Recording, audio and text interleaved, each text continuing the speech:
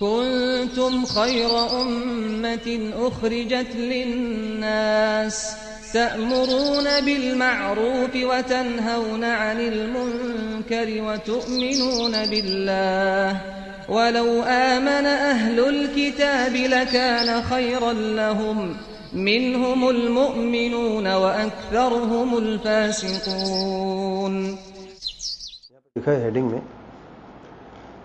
سورۃ یونس آیت نمبر 62 کی آیت ہے الا ان اولیاء اللہ لا خوف علیہم ولا هم يحزنون. بس آگے نہیں لکھتے ہمیشہ ادھوری ایک آیت آگے والی آیت جواب ہے نا وہ کبھی نہیں لکھیں گے. یہ سب سے بڑی پہچان ہے صوفیوں کی, یاد رکھیں.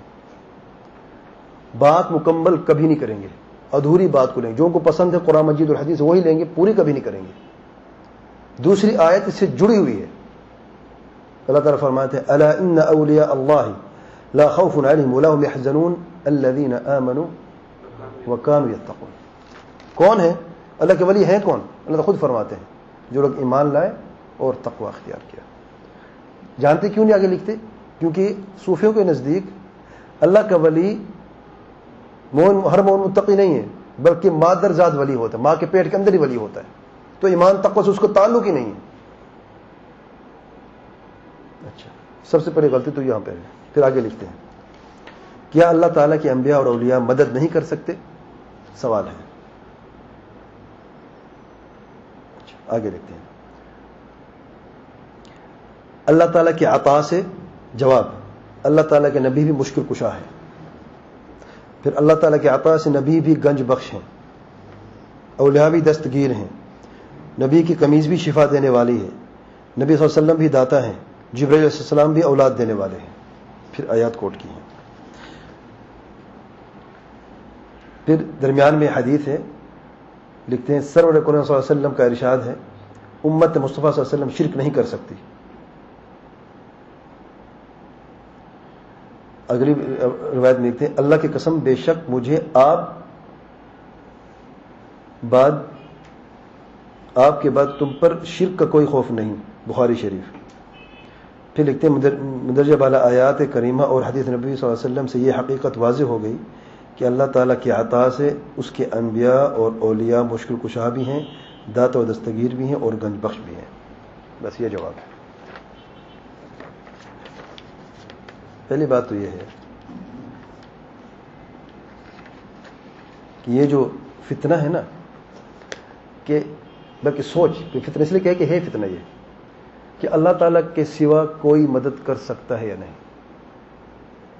یہ تو عام لفظ, مدد تو کوئی بھی کر سکتا ہے, اس کی تفصیل ضروری ہے.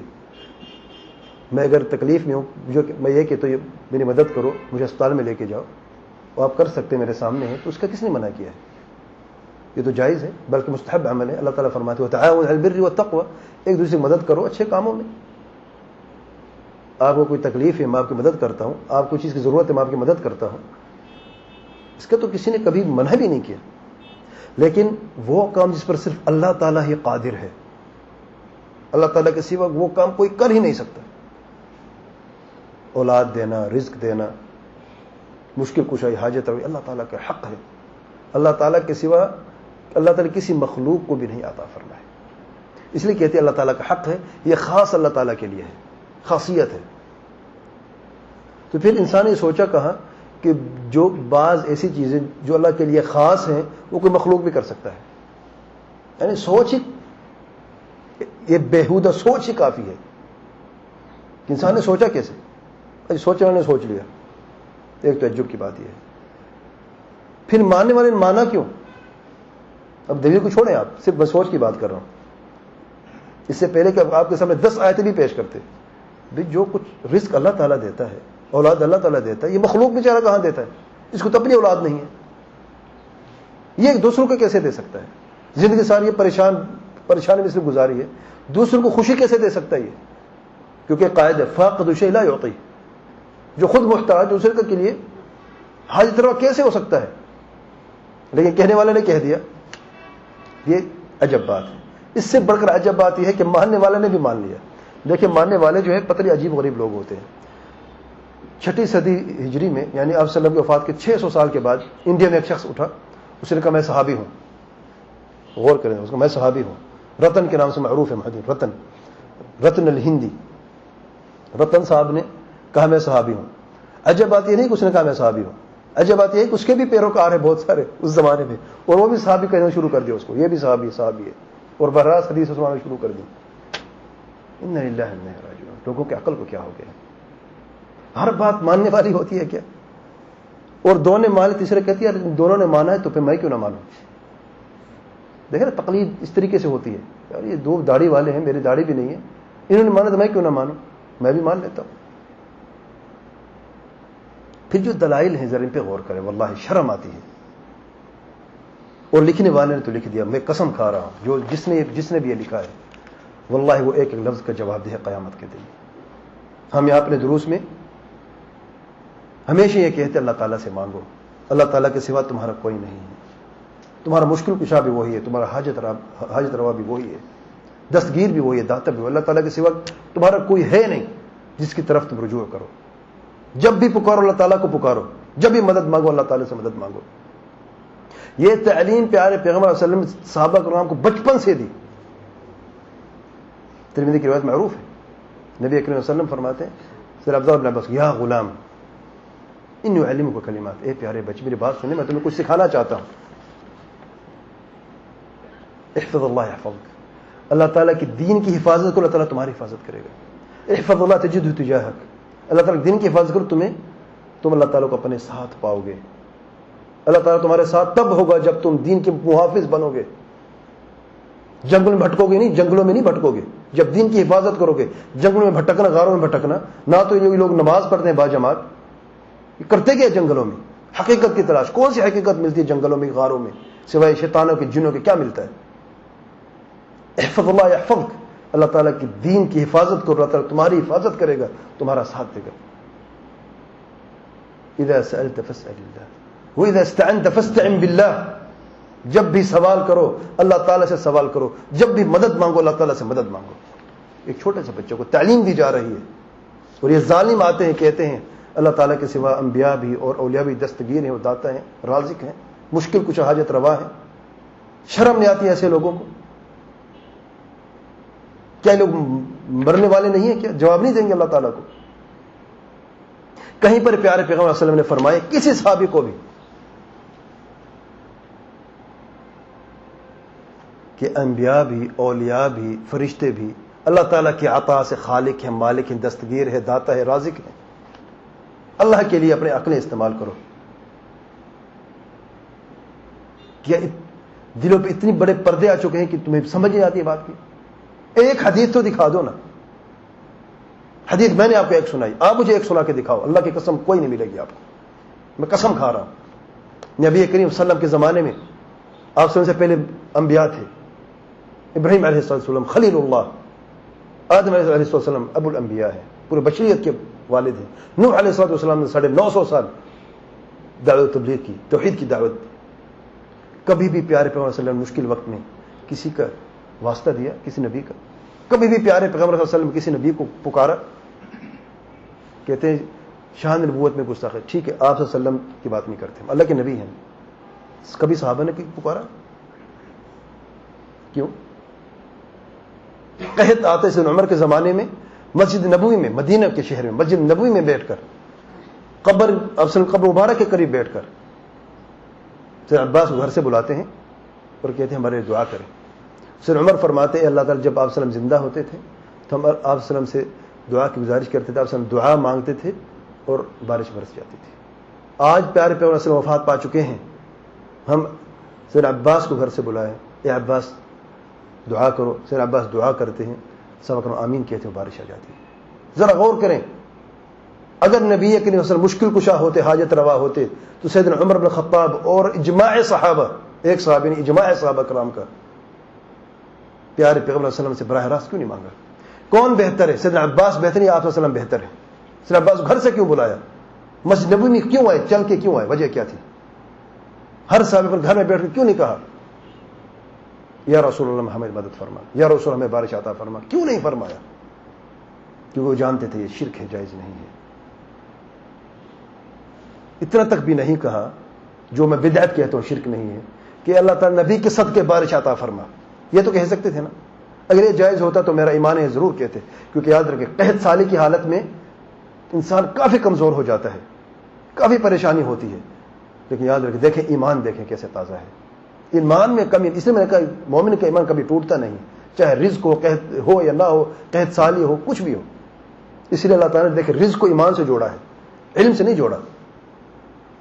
رزق کو ہم جب بھی رزق کی بات ہو تو ایمان کی بات ہوتی ہے، تو یہاں پر بھی ایمان مضبوط، اس مشکل حالات میں بھی ایمان مضبوط ہے. اور یہ ظالم کہتے ہیں کہ عطائی طور پر لوگوں کو بے وقوف بنانے کے لیے عطائی کی بات کرتے ہیں. پتہ ہے عطائی کا مطلب کیا ہے؟ جانتے ہو تم لوگ؟ یہ جانتا ہے جس نے لکھا اسے پوچھو، اللہ سے ڈرتا ہے یہ بندہ کہ نہیں؟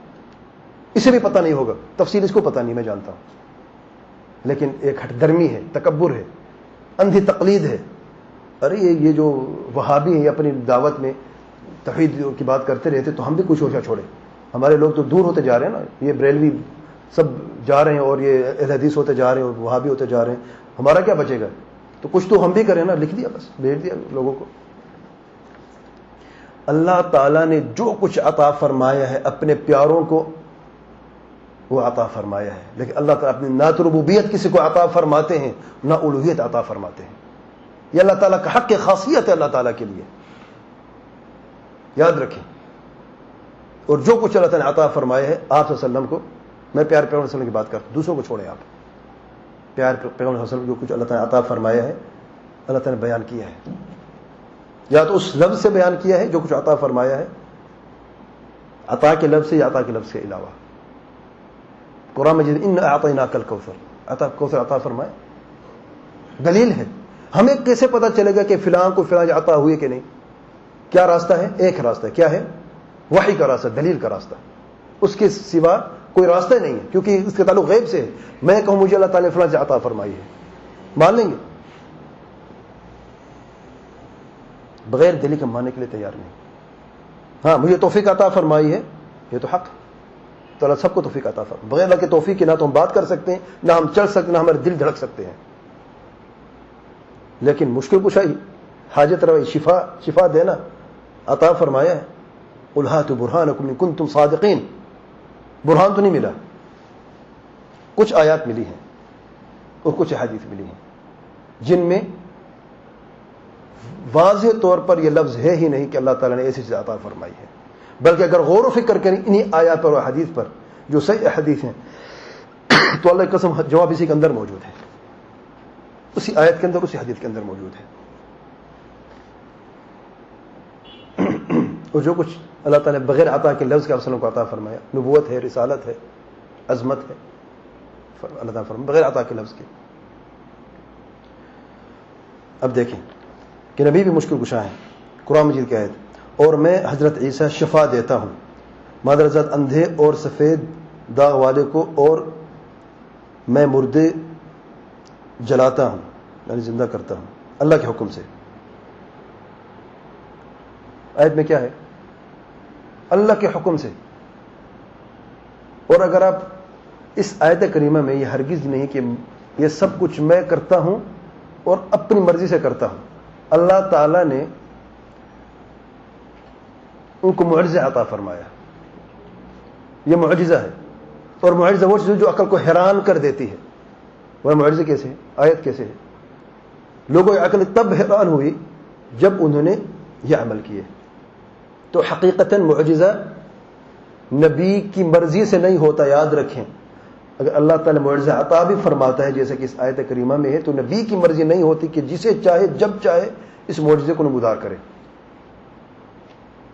اور اس کی دلیل میں بار بار بیان کر رہا ہوں. موسیٰ علیہ السلام کے قصے میں جب فرعون آگے سے اور سمندر پیچھے تھا، قوم موسیٰ نے کیا کہا؟ اِنَّا لَمُدْرَكُونَ، بس ہم ہلاک ہوئے، اب کوئی راستہ نہیں، آگے موت پیچھے بھی موت.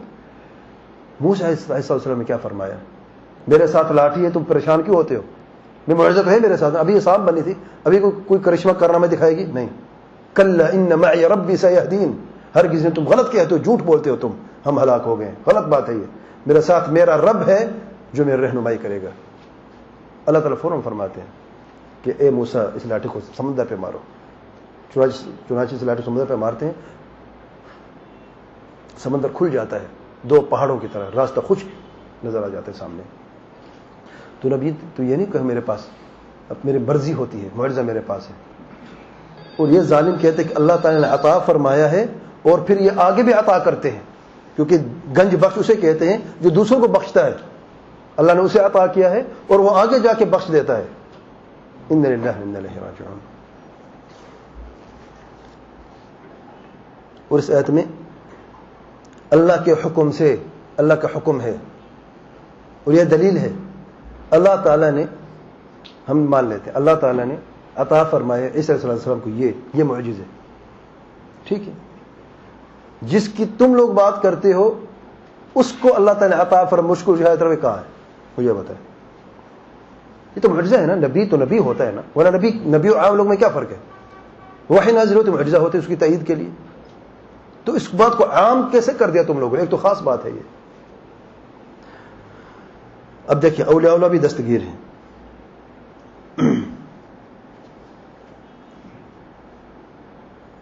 اللہ تعالیٰ فرماتے ہیں سورۃ تحریم میں، دیکھیں عجیب بات دیکھیں کہ اللہ تعالیٰ اور جبریل اور نیک ایمان والے اور اس کے بعد فرشتے مدد پر ہیں، یعنی آپ سب مدد کرتے ہیں. تو اس میں کیا دستگیری کی بات ہے کہ اللہ تعالیٰ اور فرشتے اور صحابہ کرام اللہ تعالیٰ کے جو نیک بندے ہیں، ایمان والے ہیں، وہ آپ سے مددگار ہیں، مدد کرتے ہیں ہر اس کام میں جو وہ کر سکتے ہیں. اللہ تعالیٰ کی مدد اللہ تعالیٰ کے لیے کن فیکون ہے. فرشتے اللہ کے حکم سے جو مدد اللہ نے حکم دیا وہی کر سکتے ہیں، اور انسان مومن لوگ جو وہ مدد کر سکتے ہیں جو وہ کر سکتے ہیں. تو ہر چیز کی اپنی مدد کا طریقہ ہوتا ہے. لیکن یہ کہاں پر ہے کہ آپ مردوں سے بھی جا کے مدد مانگو اور ہر غیر سے جا کے مدد مانگو؟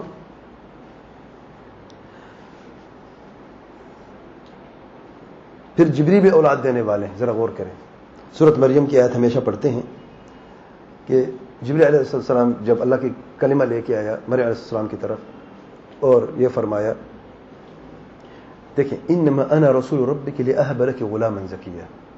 وہ آگے کہتے ہیں، شروع سے نہیں پڑھتے، وہ یاد رکھیں ہمیشہ آدھا لاہب لک غلاما زکیا. یہاں پر اللہ کا شکر ہے کہ پوری آیت ہے، ورنہ اکثر کیا یہ ہوتا ہے کہ لاہب لک غلاما زکیا کہتے ہیں. آیت کے شروع میں انما انا رسول ربک، میں تمہارے رب کی طرف سے بھیجا ہوا رسول ہوں. رسول کون ہے؟ پیغمبر ہے. پیغمبر پیغام لے کے آتا ہے. پیغام کن کا تھا؟ تو پیغام پہنچانے آیا تو وہ خود خالق کیسے بن گیا؟ پیغام پہنچانے والا کبھی خالق بن سکتا ہے؟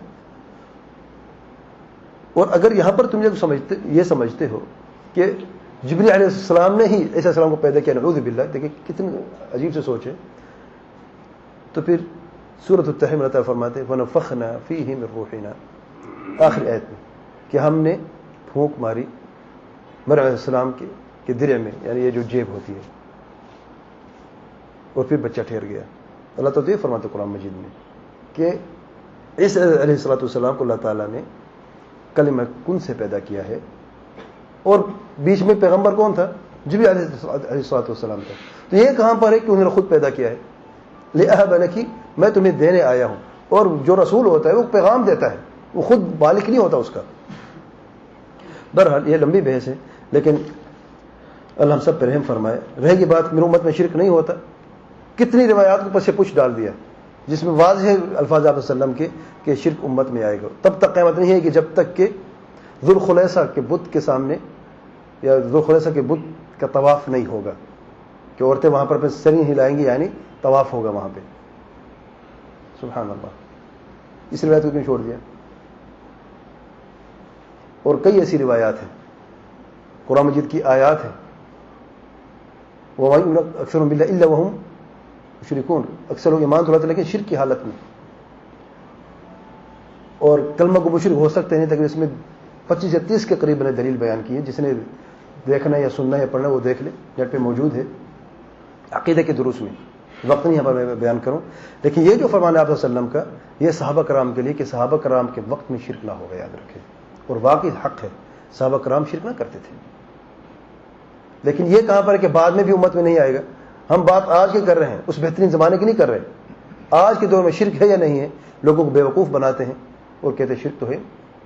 تو یہ جو کچھ ہو رہا ہے کیا ہو رہا ہے؟ کیونکہ یہی توحید ہے.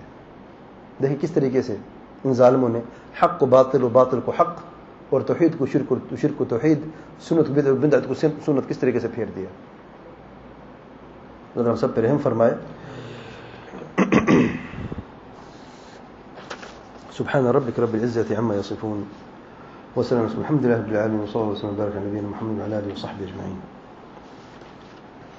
ويا قوم ما لي أدعوكم إلى النجاة وتدعونني إلى النار تدعونني لأكفر بالله وأشرك به ما ليس لي به علم وأنا أدعوكم إلى العزيز الغفار لا جرم أن ما تدعونني إليه ليس له دعوة في الدنيا ولا في الآخرة وأن مردنا إلى الله وأن المسرفين هم أصحاب النار فستذكرون ما أقول لكم وأفوض أمري إلى الله إن الله بصير بالعباد فوقاه الله سيئات ما مكروا وحاق بآل فرعون سوء العذاب. اور اے قوم میرا کیا حال ہے کہ میں تو تم کو نجات کی طرف بلاتا ہوں اور تم مجھے دوزخ کی آگ کی طرف بلاتے ہو. تم مجھے اس لیے بلاتے ہو کہ اللہ کے ساتھ کفر کروں اور اس چیز کو اس کا شریک مقرر کروں جس کا مجھے کچھ بھی علم نہیں، اور میں تم کو خدائے غالب اور بخشنے والے کی طرف بلاتا ہوں.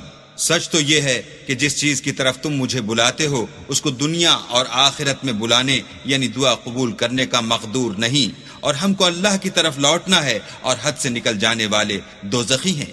جو بات میں تم سے کہتا ہوں تم اسے آگے چل کر یاد کرو گے، اور میں اپنا کام اللہ کے سپرد کرتا ہوں، بے شک اللہ بندوں کو دیکھنے والا ہے. غرض اللہ نے موسیٰ کو ان لوگوں کی تدبیروں کی برائیوں سے محفوظ رکھا، اور فرعون